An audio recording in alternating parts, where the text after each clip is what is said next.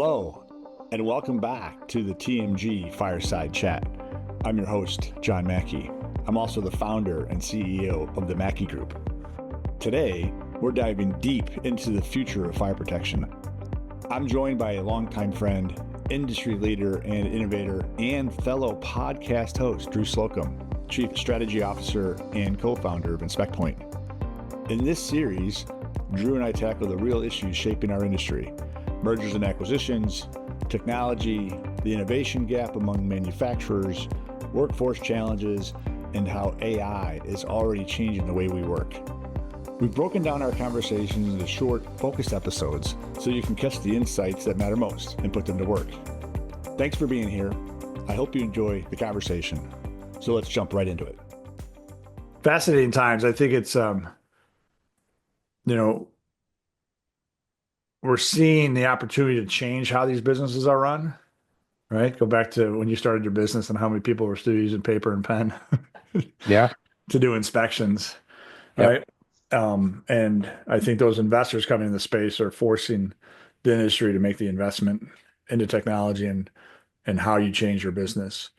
All right, so one last question about the M&A game, right? If you think through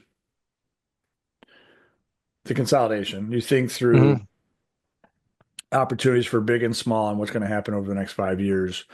Um, where do you see the upside coming for the industry with M&A?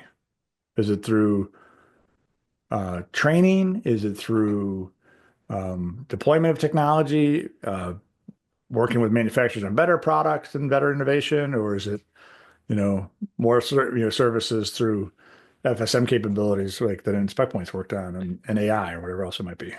Well, I think it's through the technology because those bigger companies, again, it's being pushed down from their investment firms at the top, and they're kind of declaring, them have to be integrated, right, from a good financial Yep. platform. So that a lot of them are being forced to move off of their antiquated financial platforms and Yep. ERPs, and that is a must, right? Yeah. And that's a tough gig, right? To rip and replace a QuickBooks, right? Or something that's not even cloud connected, right? So I, that's being pushed from the top, but also anything tied to that, and that includes stuff that we're doing too, right? Where we're creating those compliance deficiencies. Obviously, compliance is first and foremost, but that also is driving everything else down the line, Yep. as far as the recurring revenue model. So, I don't know if the OEMs, I don't know the consolidation and the OEMs. The thing is, the OEMs, I don't know if they're starting to get on the bandwagon, but they never really cared about service and the recurring revenue model Nope. much, right? And that's because they don't make money there because new install and the cyclical nature of building, they're only making money on new install, and that's Yep. where they put all their eggs. Right now, some of the fire alarm have looked at serviceability and connecting to central station and some of the abilities there. And it seems to be moving more on the fire alarm side, but the extinguisher, the sprinkler, and even the fire alarm, like I just mentioned them, but they care about installs, right? Um, so uh, anyway, John, you still got me here? I got you. We're good. All right, good. Glitching I on had your end?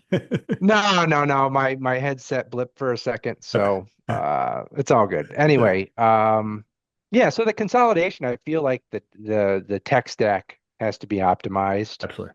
at the top. And the ones that have done a good job at it, like you mentioned, Encore and AI, you mentioned them Yeah, before.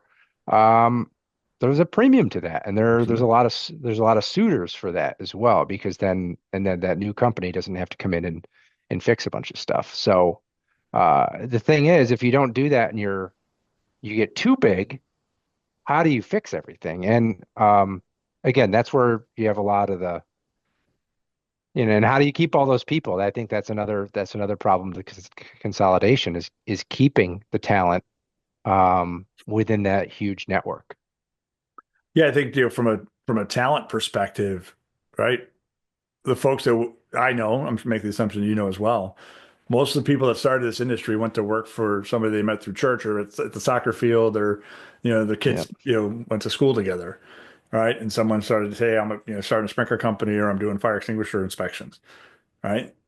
That's how they got yep, in. But then they were working for the owner when that yep, owner was small. Then that company grew, company grew, the culture changes.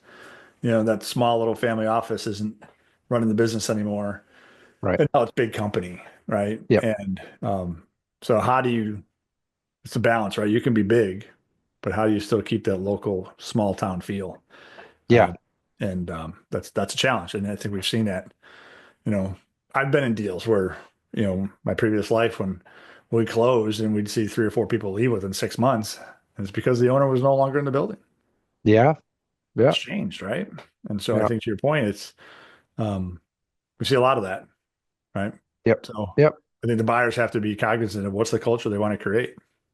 right, right. And there's companies that do it really well. I'm not going to highlight them here, but some that do it really well and some have a lot of work to do. Yeah, yeah, for sure. And to your Yep. point around culture, around retaining and training employees, and I also say around the tech stack and how you manage that tech stack. I would agree with you 110%.